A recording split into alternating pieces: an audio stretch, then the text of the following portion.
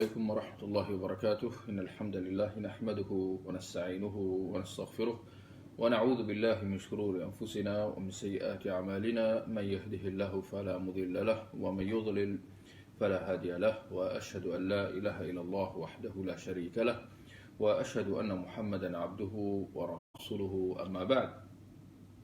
Tuan-tuan dan puan-puan, muslimin, muslimat, ikhwah yang dirahmati Allah, bertemu kita dalam siri kuliah kitab Umdatul Ahkam karangan Al-Hafidh Al-Maqdisi rahimahullah. Untuk makluman tuan-tuan dan puan-puan, kuliah kita kali ini kita akan teruskan bacaan kita dalam kitab Umdatul Ahkam kita, dan kita akan membaca bab yang baru, iaitu bab kitab Sumpah dan Nazar di halaman 268.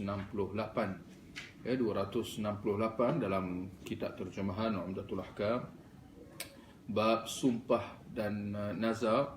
Jadi sama-sama boleh kita lihat hadis 364, hadis 364.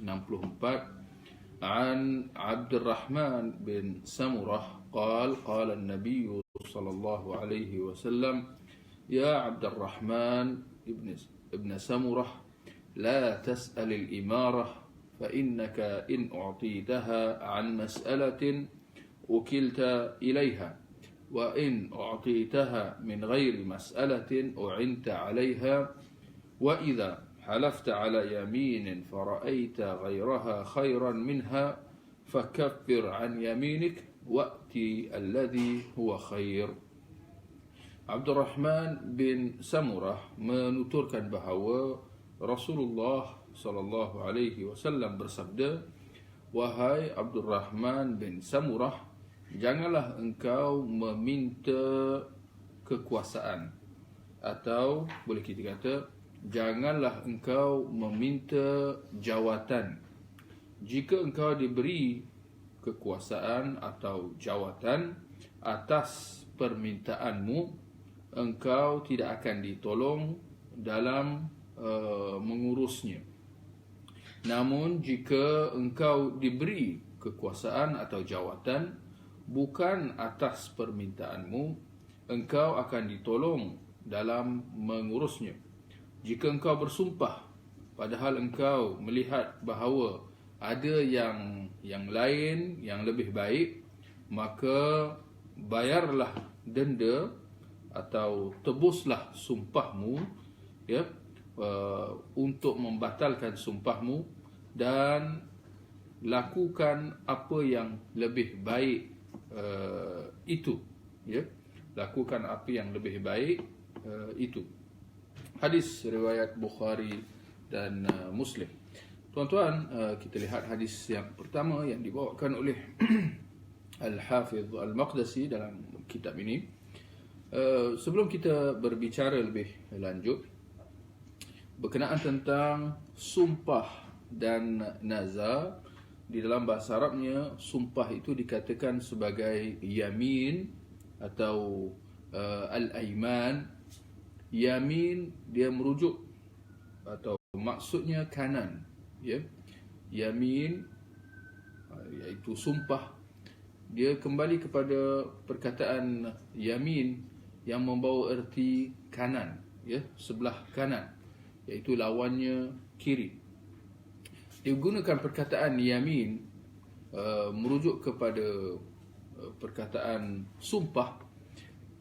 Ini kerana pada zaman dahulu, apabila seseorang itu bersumpah, seseorang itu akan mengangkat tangan kanannya, atau orang yang diminta bersumpah itu akan diminta supaya mengangkat tangan kanannya, Jadi itu yamin atau sumpah dari segi bahasa, membawa erti kanan, merujuk kepada tangan kanan.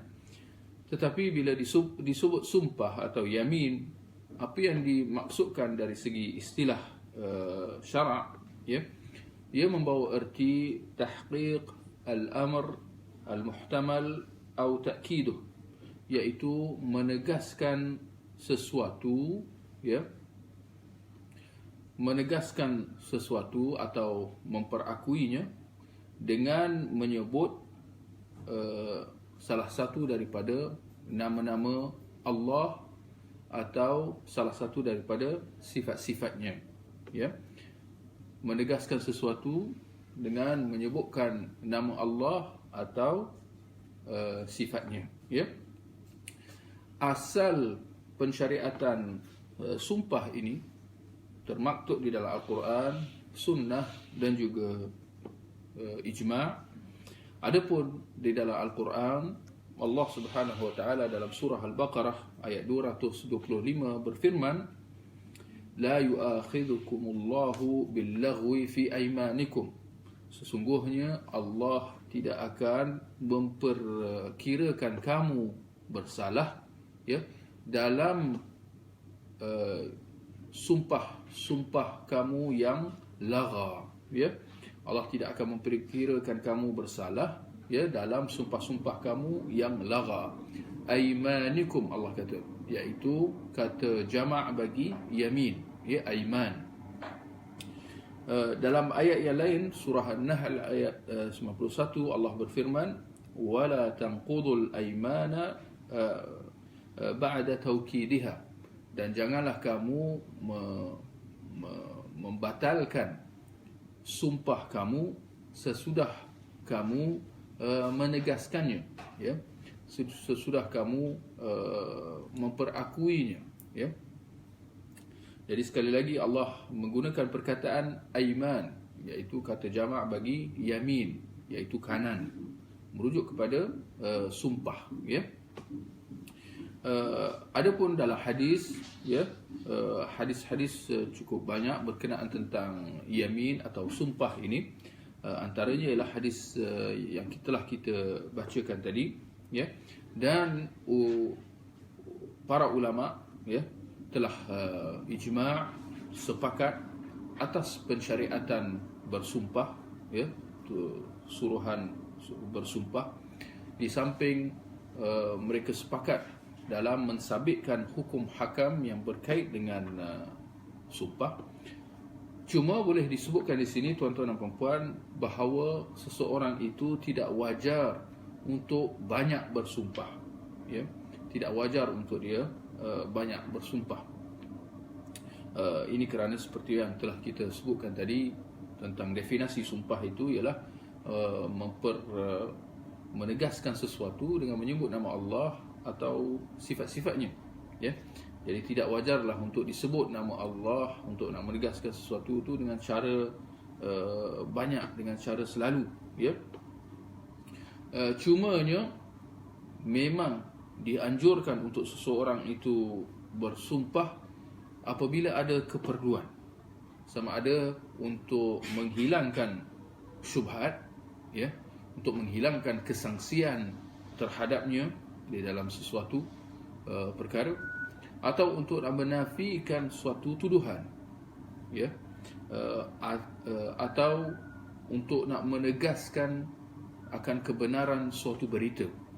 Maka dalam keadaan-keadaan ini memang dianjurkan untuk seseorang itu bersumpah, ya, kerana tujuan dia adalah supaya jangan orang sangsi terhadap dia, supaya jangan orang mendustakan dia, ya. Yang mana ini semua berkaitan tentang maruah, ya, tentang harga diri seseorang. Maka dalam keadaan itu, ya, dianjurkan untuk dia bersumpah, ya. Bahkan kalau kita lihat, Allah Subhanahu wa taala telah memerintahkan nabinya Muhammad sallallahu alaihi wasallam supaya bersumpah, ya, tentang pengutusan baginda membawa syariat Allah dalam 3 ayat dalam Al-Quran. Yang pertamanya surah Yunus ayat 53, Allah berfirman, wa yastanbi'unaka ahaqqun hu qul i wa rabbi, dan mereka bertanya kepadamu, yakni wahai Muhammad, adakah azab yang dijanjikan Allah itu benar? Jawablah, ya, demi Tuhanku. Yang petunjuk dalilnya wa rabbi, i wa rabbi, ya, demi Tuhanku, ya. yakni Nabi diperintahkan supaya bersumpah, menegaskan akan kebenaran azab yang Allah janjikan. Dalam ayat lain surah At-Taghabun ayat 7, Allah mengatakan, "Qul bala wa rabbi latub'atsun." Katakanlah, yakni wahai Muhammad, ya demi Tuhanku, latub'atsun, kamu akan dibangkitkan. Nabi disuruh supaya bersumpah akan kebenaran hari kebangkitan. Dalam surah Saba ayat 3, Allah berfirman, "Qul bala wa rabbi lata'tiyannakum." Katakanlah, yakni wahai Muhammad, ya demi Tuhanku, lata'tiyannakum, ya akan datang, ya akan tiba, ya, iaitu hari kiamat, hari kebangkitan, ya. Ini di dalam Al-Quran, ada pun di dalam hadis, ya. Maka banyak contoh-contoh yang dapat kita ambil bagaimana Rasulullah sallallahu alaihi wasallam bersumpah, ya, apabila keadaan-keadaan memerlukan, ya.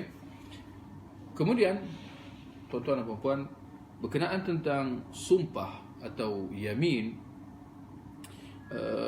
adanya beberapa jenis sumpah, ya, di mana hadis-hadis ada menyebutkan tentangnya. Yang pertama ialah al-yamin al-ghamus. Yang kedua iaitu sumpah ghamus.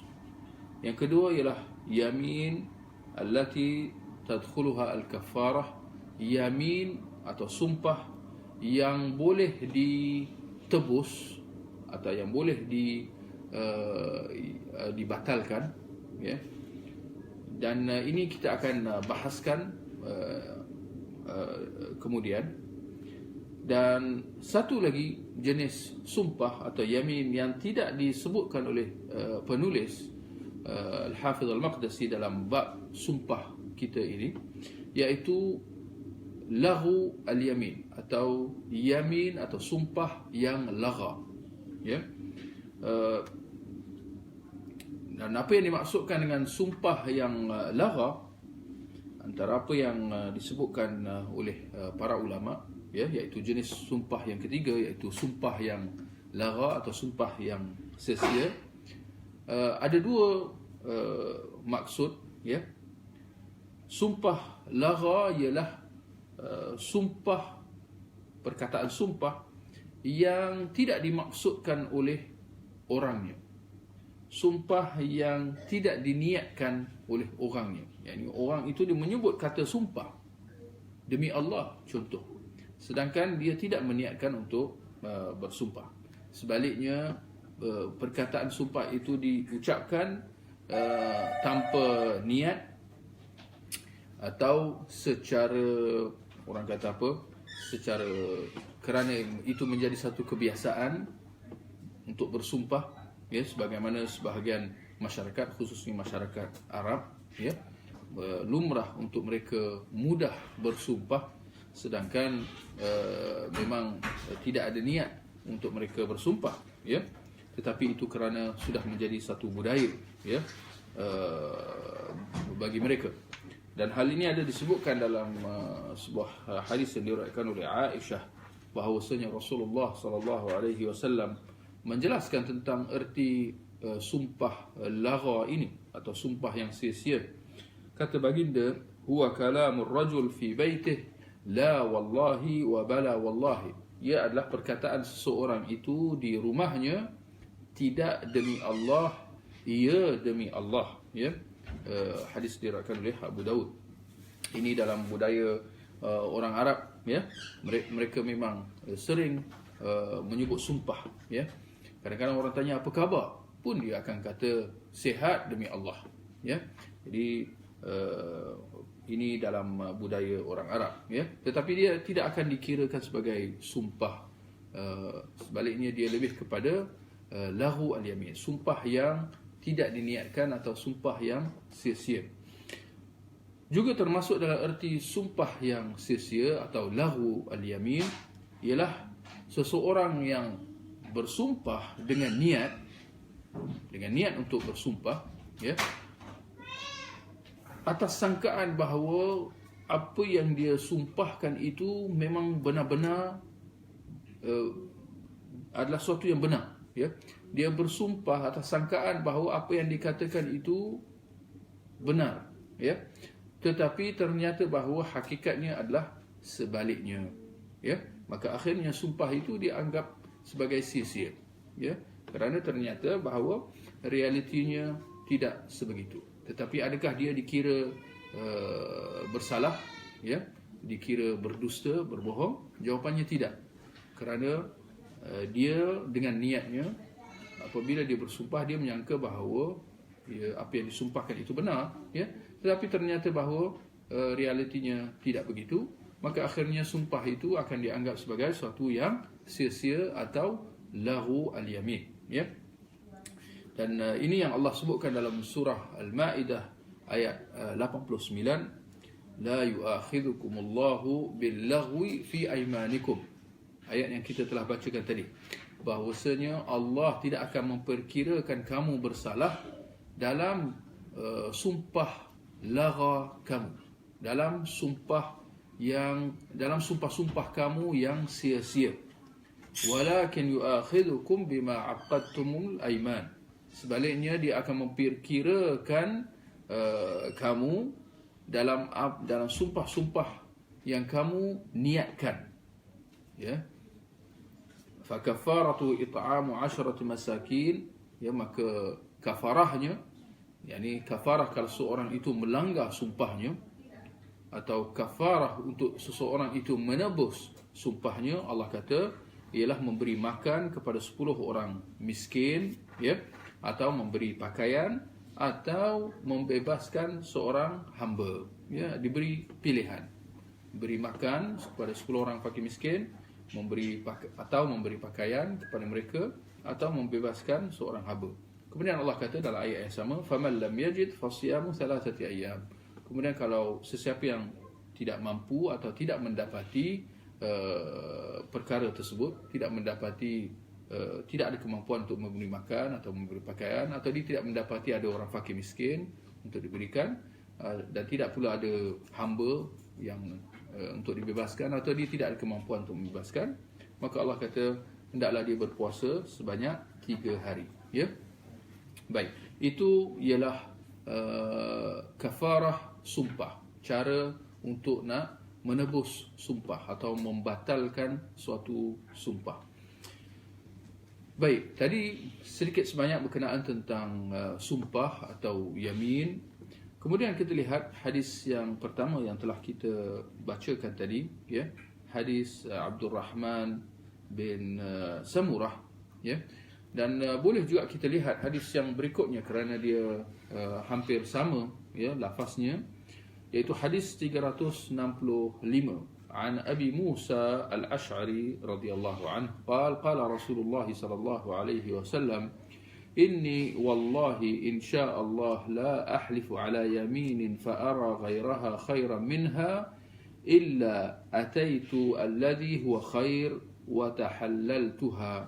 Abu Musa Al-Ash'ari radhiyallahu anhu menuturkan bahawa Rasulullah sallallahu alaihi wasallam bersabda, demi Allah, sesungguhnya insya-Allah tidaklah aku bersumpah lantas atau lalu aku melihat bahawa ada yang lain yang lebih baik, melainkan aku akan mengerjakan yang lebih baik dan aku akan membayar kafarah atau penebus untuk membatalkan sumpahku tadi, ya. Hadis riwayat Bukhari dan Muslim. Baik, kita lihat dalam hadis 364, hadis pertama dalam bab ini, ya, Nabi SAW memberi saranan kepada Abdul Rahman bin Samurah, ya. Dan saranan ini tidak khas baginya, sebaliknya dia adalah mutlak buat seluruh umat baginda SAW. Maka baginda mengatakan, wahai Abdul Rahman bin Samurah, janganlah engkau meminta kekuasaan atau jawatan, ya. Janganlah engkau meminta jawatan, ya. Dalam apa juga urusan, dalam apa juga bidang kuasa, ya. Seseorang yang prihatin untuk mendapatkan satu jawatan, ya, atau kuasa dengan apa juga cara, ya. Ini adalah perkara-perkara yang bagi seorang Muslim hendaklah dia elakkan. Seseorang yang mencari kuasa atau ingin mendapatkan suatu jawatan, perbuatannya mencari atau berusaha untuk mendapatkan suatu jawatan itu akan menyebabkan akhirnya seperti mana yang Nabi sebutkan, ya, jika engkau diberi kuasa atau jawatan atas permintaan, engkau tidak akan ditolong, engkau tidak akan dibantu dalam jawatan tersebut, ya.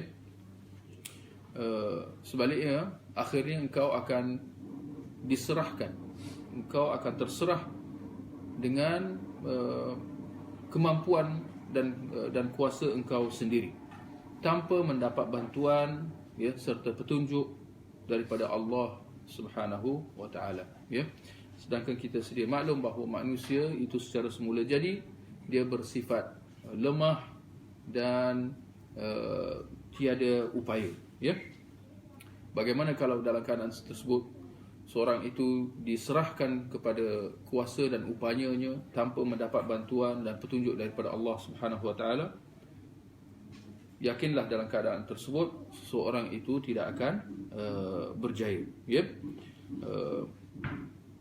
Mengapa Allah membalas seseorang yang berusaha untuk mendapatkan satu jawatan atau kuasa, atau dalam istilah kita orang kata gila kuasa, ya? Ini kerana tidaklah orang yang bertindak sedemikian melainkan seseorang yang merasakan dirinya hebat, merasakan dirinya bagus, ya, untuk urusan-urusan yang seperti itu.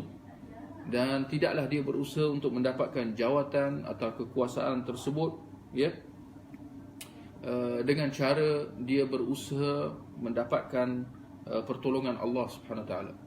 Sebaliknya, dia berusaha mendapatkannya atas keyakinan atau sangkaan bahawa dirinya bagus, ya, dan hebat. Sedangkan sebagai seorang Muslim, kita wajar meyakini bahawa kehebatan, kekuasaan, segala itu datang daripada Allah Subhanahu wa taala semata-mata. Dan tidaklah seseorang yang berusaha untuk mendapatkan jawatan atau kekuasaan melainkan kebiasaannya kerana ada kepentingan diri. Sama ada untuk mendapatkan harta, untuk mengaut harta, untuk mendapat kedudukan, ya, atau kedua-duanya, ya. Ini menjadi tujuan dan objektif kebanyakan mereka yang berusaha untuk mendapatkan jawatan dan kekuasaan, ya. Akhirnya dengan niat sebegitu, orang tersebut tidak akan melaksanakan jawatan itu, ya, amanah itu, tanggungjawab itu seperti mana yang sepatutnya, ya, kerana niat-niatnya yang menyerong, ya. Maka akhirnya dia tidak berjaya, dia tidak akan berjaya dalam urusan pemerintahannya atau urusan jawatannya itu. Ini berbeza kalau seseorang itu, ya, diberi suatu jawatan, diberi suatu kekuasaan tanpa dia meminta dan tanpa dia berharap. Lazimnya orang yang seperti ini, ya, orang yang mendapat suatu jawatan, mendapat suatu kekuasaan, ya, tanpa keinginannya, ya, orang seperti ini dia akan berusaha keras di dalam melaksanakan tugas dan amanah yang diberi dengan sedaya yang mampu. Dalam keadaan itu, dia kebarangkalian untuk dia berserah kepada Allah, meminta pertolongan dan bantuan daripada Allah lebih tinggi berbanding dengan orang yang pertama. maka dengan dia meminta pertolongan daripada Allah, ya, di situlah bantuan Allah akan diberikan kepadanya, dan orang tersebut, ya, akan berusaha untuk melaksanakan tugas dan amanah itu dengan sebaik mungkin, ya, dan inilah kunci kejayaan bagi seseorang itu, ya. Kemudian dalam hadis 364, hadis yang pertama dalam bab ini, Nabi menyebut tentang sumpah, ya, di mana Nabi mengatakan sekiranya engkau bersumpah lalu engkau melihat yang lain lebih baik, ya, yakni dia bersumpah untuk melakukan sesuatu, ya, contohnya, tetapi kemudian setelah dia bersumpah dia mendapati ada pilihan yang lebih baik daripada apa yang dia sumpahkan itu, ya. Dan hal ini mungkin boleh kita kata berkait, ya, berkait dengan urusan pemerintahan itu sendiri, ya. Contohnya seorang itu bersumpah untuk tidak mahu menerima satu jawatan, atau dia bersumpah untuk menerima satu jawatan. Nabi memberi saranan sekiranya seorang itu setelah dia bersumpah dia melihat ada pilihan yang lebih baik, ya, Nabi menyarankan supaya dia menebus sumpahnya itu untuk membatalkan apa yang telah dia sumpahkan, sama ada dia bersumpah untuk melakukan sesuatu atau tidak melakukan sesuatu. Kalau dia melihat ada pilihan yang lebih baik, maka hendaklah dia menebus sumpahnya itu, ya, menebus sumpahnya untuk melakukan apa yang lebih baik atau meninggalkan apa yang lebih baik, ya. Baik, apa yang dapat kita simpulkan tuan-tuan dan puan-puan daripada kedua hadis ini, hadis 364 dan juga 365, yang pertama ialah dicela perbuatan meminta jawatan serta kekuasaan. Biarlah satu perbuatan yang dicela, ya. Dan hal ini seperti yang Nabi SAW sebutkan, ya, man ibtagha al-qada'a wa sa'alah wukila ila nafsih. Barang siapa yang mengharapkan jawatan pemerintahan atau jawatan penghakiman dan memintanya, dia akan diserahkan kepada dirinya sendiri, ya, yakni Allah akan serahkan urusan itu kepada dirinya sendiri, kepada diri orang itu. Wa man ukriha alaih anzalallahu malakan yusaddiduh. Barang siapa yang berbeza dengan orang yang dipaksa untuk menerimanya, dipaksa untuk menerima satu jawatan atau satu kuasa itu, Allah akan turunkan untuknya malaikat untuk membantunya, ya. Hadis diriwayatkan oleh Tirmizi dan yang lain, ya. Jadi inilah dia tercelanya perbuatan mengharapkan jawatan, mengharapkan pemerintahan, ya. Ini satu perkara yang kalau kita lihat pada hari ini memang dilanggar ketetapan ini sehabis-habisnya, ya. Kita lihat masing-masing semua berlumba-lumba untuk mendapat kuasa dan jawatan, ya. Mereka sanggup melakukan segala apa sampai berkempen dan sebagainya untuk seseorang, untuk orang-orang, untuk orang ramai melantiknya dan memilihnya. Dan ini semua memang bertentangan dengan agama, bertentangan dengan hadis yang telah kita bacakan tadi, di mana Nabi kata la tas'alil imarah, jangan engkau meminta jawatan atau jangan engkau meminta kuasa, ya. Kenapa? Kerana perbuatan ini jelas mengundang bahaya atas seseorang, ya. Bagaimana seseorang itu boleh meminta diberikan tanggungjawab dan amanah, Sedangkan kita maklum bahawa apa juga tanggungjawab dan amanah yang diberi kepada kita, kita akan dipersoalkan terhadapnya. Maka orang yang waras, dia akan sedaya upaya mengelak daripada menambahkan tanggungjawab dan amanah yang sudah sedia ada. Kita semua maklum bahawa kita semua masing-masing ada tanggungjawab dan amanah. Sejauh mana kita melaksanakan tanggungjawab dan amanah yang sudah sedia kita pikul, ini patut kita muhasabah. Maka seseorang yang mengharapkan atau berusaha untuk menambahkan lagi tanggungjawab dan amanah, itu adalah satu yang lazimnya, adalah satu yang tak rasional. Ya. Bahkan barangkali orangnya merasa dirinya ujub, ada perasaan ujub, bangga diri, rasa diri hebat, ya, atau terpedaya dengan dirinya sendiri, terpedaya dengan bisikan-bisikan syaitan, ya. Maka orang yang meminta jawatan, kebiasaannya dia merasakan bahawa dirinya mampu, dirinya hebat, dirinya bagus.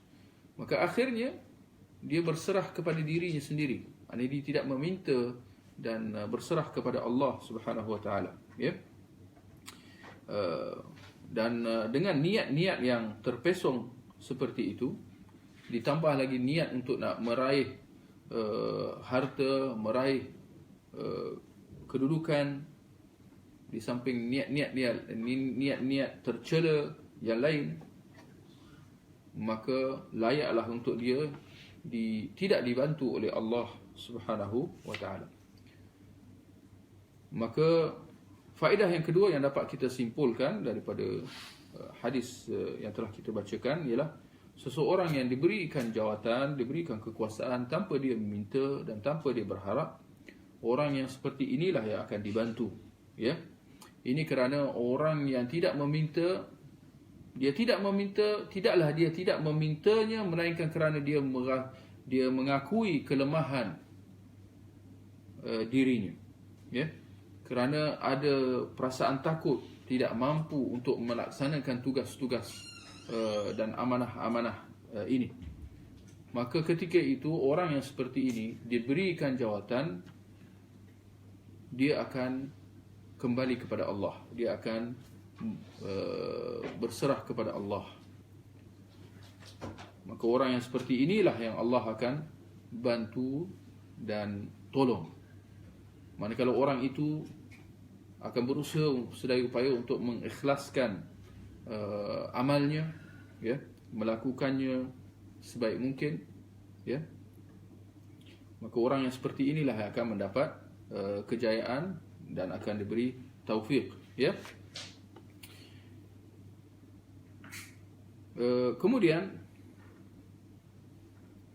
berkenaan tentang sumpah yang Nabi sebutkan, ya, rata-rata para ulama menyebutkan bahawa menebus sumpah, ya, untuk membatalkan satu sumpah yang telah kita sebutkan, ia adalah satu rukhsah yang disyariatkan buat umat Islam, ya, iaitu seorang yang bersumpah, kemudian kalau dia melihat apa yang selain daripada apa yang telah disumpahkan itu lebih baik, maka dia diberi peluang atau dia diberi ruang untuk menebus sumpahnya, untuk membatalkan sumpahnya, untuk melakukan apa yang lebih baik, ya.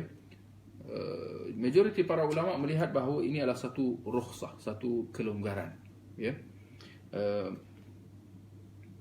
Di mana kita telah sebutkan tadi bahawa bagaimana seorang itu menebus sumpahnya, membatalkan sumpahnya, iaitu dengan dia memberi makan atau pakaian kepada 10 orang fakir miskin, membebaskan hamba. Jika tak mampu, maka berpuasa sebanyak 3 hari, ya. Bahkan hal ini Nabi SAW sebutkan tentang dirinya. Baginda mengatakan, tidaklah aku bersumpah lalu aku melihat selainnya lebih baik daripadanya, melainkan aku akan melakukan apa yang lebih baik itu, dan aku menebus sumpahku, ya. hal ini adalah khas buat umat Islam, berbeza dengan umat-umat yang dahulu, di mana kalau mereka bersumpah maka tiada ruang untuk mereka membatalkan sumpah mereka itu. Sebaliknya, apa yang perlu dilakukan ialah untuk melaksanakan apa yang telah disumpahkan. Maka ini dikatakan ini adalah satu kelebihan, satu keringanan, rukhsah bagi umat Muhammad, umat Islam, di mana mereka diberikan peluang untuk menebus sumpah mereka sekiranya mereka bersumpah lalu mereka melihat ada sesuatu yang lebih baik, ada pilihan yang lebih baik daripada apa yang telah disumpahkan, ya, maka bolehlah mereka membayar kafarah untuk sumpah mereka. Sebab tu boleh kita lihat dalam peristiwa Nabi Ayub alaihissalam, setelah dia bersumpah untuk memukul isterinya, ya, akhirnya dia tidak mendapati jalan lain selain daripada melaksanakan apa yang telah disumpahkan, ya. Walaupun akhirnya dia tetap melaksanakan apa yang telah disumpahkan, ya. Cumanya dia menggunakan kayu atau rotan yang tidaklah menyakitkan. Tetapi yang pasti kita lihat bagaimana akhirnya dia terpaksa melaksanakan sumpahnya itu, kerana seperti yang telah kita sebutkan tadi bahawa menebus sumpah ini adalah khas buat umat Nabi Muhammad sallallahu alaihi wasallam, atau apa yang disebutkan sebagai kafaratul yamin, ya, kafarah sumpah, ya, penebus sumpah.